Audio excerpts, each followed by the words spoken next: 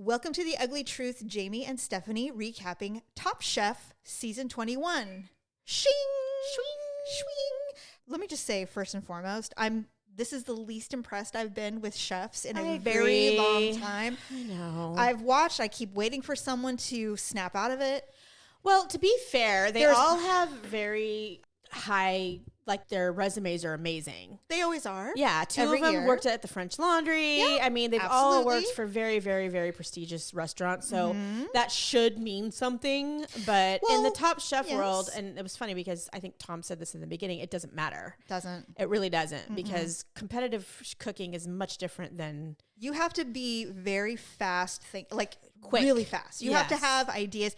I think you have to have, like Buddha in the seasons that he was in, and we got to see him on this season, or this episode, is you have to come in with ideas already. Oh, you have to already know. They have recipes, and I think it's just a matter of like what protein will work with depending on, you know what I mean? Because they don't know what they're going to get. True. And you can't bring, they don't have phones or anything. No. So they can't do any kind of reference. They cannot. You have to memorize everything. And I think he even said, he's like, you come in, you have to have everything memorized, and then you write it down immediately in the notebook you're given. Yeah. Like that's how you do it. Anyway. I think they can do, I mean, there have been, and I don't know if it comes into play at like certain times of the season where they'll let you, usually it's when they go abroad. Yeah. Because I know one time when they went to China, the girl was like, as soon as we knew like what style of food we had to make, she's like, I immediately Googled and you try to learn as much as you can, but they literally have hours. Right. And that's not true. Enough to really plan. You need to know what you're going you into. have to have a general foundation of, The one thing that seems to benefit anyone who participates on the Top Chef series is experience beyond where you live. For sure. Whether it's in another country, another state, another type of cuisine, anything will give you an advantage. It seems to me, and maybe I'm completely wrong, one of the reasons why I think Rasika is heads and tails above everybody else. Oh, winning, she's winning everything. She's the one with glasses and the short hair, and she's this teeny little cute thing. Yeah. I freaking love her. I do too. Because she is the type of Top Chef contestant that I really root for. Yeah, me too. They brought in that one girl, and I think she was eliminated this week it was the double elimination, where she reminds me of Sarah from the world. She was from Kentucky. Yeah. This girl ain't Sarah. No. She's not. And so, first of all, this is the first time where I feel a little arrogant watching it going, I could literally make what you're making right now. Yeah, but the beginning is always kind of like that. I mean, they really do weed out the weaklings in the beginning. Yes. Which is one of the reasons why I'm like, you know what? You reserve judgment? Well, I mean, it's like, why not just start out with fewer chefs? Right. And so we can, I mean, but then again, they wouldn't have then what's 16 the point? Episodes. Exactly. It would be like, It'd be like the finale only. Yeah, I know, but it's just like these first few episodes, to me, it's always like you're trying to pick out who are going to be the front runners. Yes. Depending on how they edit the show, you sometimes can tell, sometimes you can't. I didn't necessarily see her coming this last episode for sure. I will say that when they were doing that, she did it was the beer food challenge with the whole pretzel thing. Yeah. Where she was struggling initially. I was like, oh God, I hope she gets it together. And then it came together and they're like, this is literally the best thing we've ever had. And I'm like, okay, she is a front runner already. Yeah. She's doing things that are forward thinking, outside of the box. This time they had to do this some kind of, this dual complementary dish they had to do. I hate it I don't hate it, but when they do, so we've talked about the show doing a lot of where they promos into the show where they're representing. So they were doing this guy that's an architect. Yes. And so they were visiting all of the things that they were supposed to get inspiration based off the styles of the architecture. Right. How the fuck do you make food based on what something looks like in a building? You know what I mean? I don't know. And that was clearly all a promotional thing because it was forever. It was tourism. It was a tourism promotion. Yes. I mean, and they've done that shit before, but it was too long for me. I mean, I'm like, this is supposed to be about food. That's what I want to see. Right. Yes, I thought the architecture was beautiful, but that kind of stuff is hard to have as good of an appreciation if you're not physically there. Now, I could see myself going to a place like that on vacation and being like, oh my God, this is amazing. That's the whole point. Right? But watching it on TV, it's just kind of like... It's a snooze fest. Yes. And then it's like, how do you make food based on what you saw? Well, I'm going to make the lines on my gnocchi, This is very linear. Is it? Is it? Is it linear, chef? God. Yeah, it was rough for me. So everybody struggled with the elimination challenge. Everybody struggled except for Rasika and her partner. I can't remember his name right now, but they're running mates. Yes. They run together. They're like BFFs, which I think is very helpful to both of them. And I was really glad that they won because there was the one girl who won immunity and her partner automatically got immunity. Yes. And I would have been like, I'm sad that they won, but they didn't. And so it was exciting. It was clear who was not going to move forward. And it was these two ladies who were fighting the whole time. Ultimately, the way I look at this whole thing is the chefs are mid. I'm just not seeing any brilliant anything yet. And maybe you're right. Maybe it is early. Like Manny came out the gate right away and I'm like, oh, Manny is someone. He's doing amazing things. Where did he go? He's gone. He's disappeared. Into the pack. Yes. And then the barbecue girl who had immunity. Yeah. I couldn't tell you what they made. I can't remember anything. Theirs was okay. If I recall correctly, I don't remember what they made, but I know that the judges liked it. They were middle of the pack. It's the same though. That's the problem. Yeah. And I'm like, when you have Buddha and Dominic Crenn at your table, what are you thinking? Like I would have shed blood to ensure that I had the meal of all meals. But this is kind of the theme of the show. It happens every season. It's like they cook like they're in their restaurants, and I make this all the time. Yeah, it's very popular. They've been praised for it in their restaurant, because it's the French Laundry, so it's like everything they make is amazing. Well, that's not true though. No, it's not true. But in Top Chef's world, it's like it has to be even better than that. Well, that's the thing is like, for example, as someone who's been privileged enough to go to French Laundry, I don't need to go again. It's repetitive. Yeah. And these chefs have seen it all. Yeah. They're all James Beard or Michelin star chefs. True. Your bragging rights are nothing. Right. Like nothing.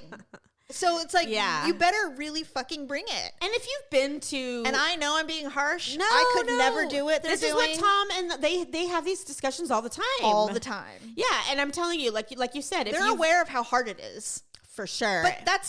But at the same time, that's the nature of the game. Yeah, it's like you said, it's repetitive in the sense that you can only do food so badass in so many different ways. It's still just food, right? Yeah. And so it's really difficult to be innovative to the point of where you're impressing people who've seen everything and anything and tasted it all, and done it all. Which is why those chefs who have stood out throughout the last 21 seasons or 20 seasons, they're so standout because it is hard. It's so hard to have a unique take where people go, I'll never forget Buddha. Yes. I'll never forget Sarah. And there's only a handful of Buddhas in this world. That's right. Even on Top Chef. Absolutely. That's my point. There's lots of seasons where I had to try to think of who won. I see people show chefs like, oh, this was the winner of Top Chef 8. I'm like, I have no idea. Literally don't remember you. Don't remember. Yeah. But there are some, like, even if they didn't win, like, remember Carla? Yes. She was vegan. Oh my God. She was not my favorite, but you know what? She was memorable. She had a point of view that no one did. Well, and she also had a very charismatic, loving personality that people just loved. And her food was good. And everybody's like, I can't believe this is vegan. But I can't believe you. She's not even known for being a chef anymore. She's strictly a TV personality. She's not even vegan anymore. Probably not. She's like, oh, I'm not vegan anymore. I eat everything. And I'm like, what? I watched her eat a pork sandwich a couple years ago, and I'm like, well, hey, you know what? We all go through our phases, don't we? And when she was on Top Chef, I think she was on season 2 or 3. Yeah, it was an early season. But my point is, we still love her. But outside of the personalities, those chefs that have had very unique takes on the food. And well, here's the other thing that a lot of these people aren't doing yet. They are not cooking what they know. They are trying to impress with skill instead of their technique.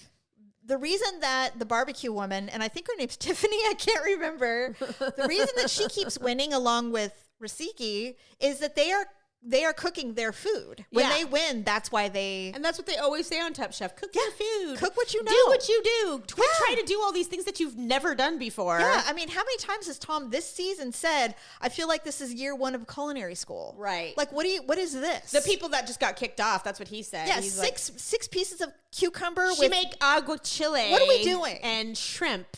I could do that. And then the other one made... Show me something I can't make in one day. A rock-hard mushroom cheesecake. Dude. It was like cement. With a crust she couldn't remember how to make. She's like, I think I remember how to make it. I'm like, you think you remember? Okay. But it's like, I get what we were trying to do with the mushroom. But they were like, it's quite earthy. And then Gail's like, it's hard as a rock. I can't push through it. And Noah picked it up like a cookie. And I'm sorry, but if Dominic Crenn was going to eat my food, that is not something that I would I mean, I'm not going to guess and hope the crust is right.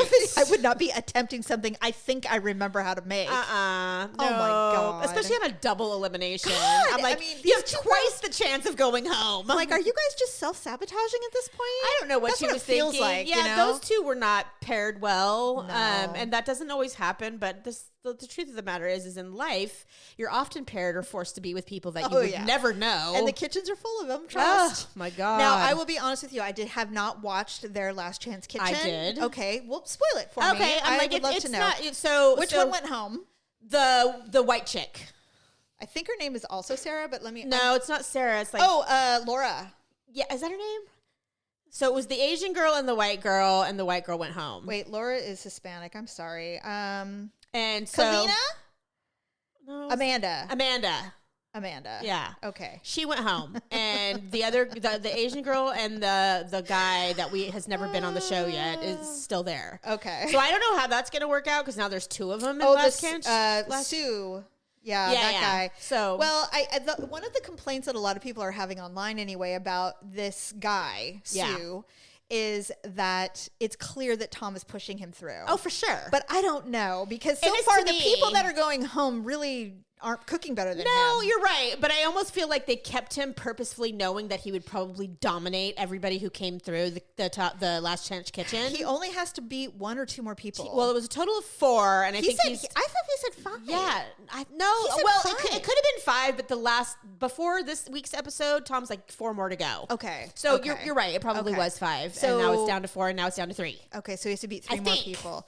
Now, my guess is if somebody really good, I think they're going to send someone home really, really good at the very end. And swap him out? Well, no. Or have him beat him? I think he's going to have to truly cook for his spot. Right. Because, they do that where, like, when Kristen Kish got sent home, she ended up winning that season. She did. So it's like they send somebody into Last Chance Kitchen who really has no business being there. Yeah. And then they have to fight for their drama. life. Yes. And so I think they're gonna send like Rasika home. Well, we'll see. And she's gonna have to cook, and it's gonna be like, she has to do better than 2 episodes for me to be convinced like she's the one.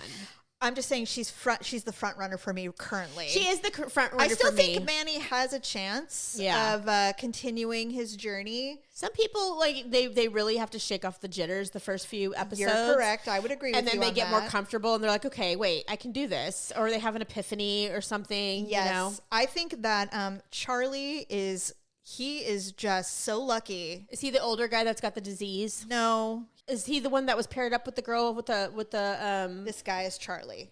Yeah, so he was with the girl that had immunity and he got immunity. Oh. Yeah. Why did I miss that? I don't know. How did I miss that? I don't know. Maybe you were half watching. I was half watching. I'll be honest. I actually, this episode was lucky enough to like be in my room and got to watch the whole thing and pay attention. Her name's not Tiffany. I don't know what her name is. I'm sorry, everyone. We're terrible. But anyway, my point is, well, we're at the top 10 now, so finally, now we should finally start to get to know their names. I want to see some weeding quickly. Yeah. And Restaurant Wars are coming. That's true. And I'm just not in love with Wisconsin. I'm like, it's horrible, really? Stephanie. I'm like, beer and cheese. Like, no offense, everyone, but I mean, we're in episode 5 and we're getting supper clubs.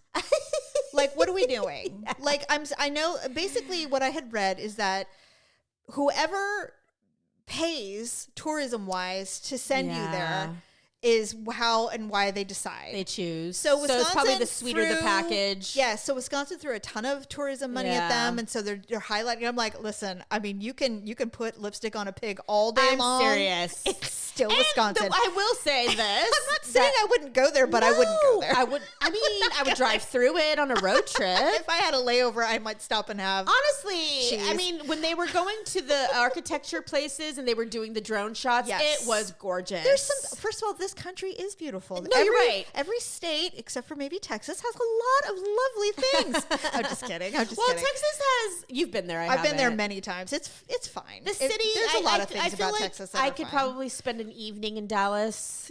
Dallas is terrible. Oh, is it terrible? Oh my God, it's the worst. I thought it was huge, and I hated it. Pam from Urban Cowboy said it was her favorite city in the whole world. It has so much energy. I would say San Antonio and Austin. If you forced me to go back, it would be Austin and San Antonio. I'm sorry if we have listeners there. We love you despite the fact that you live in Texas. And they have good beef. True. They have very good beef. I do love me and some I had some great steaks when Jamie, I was there. I would it's eat true.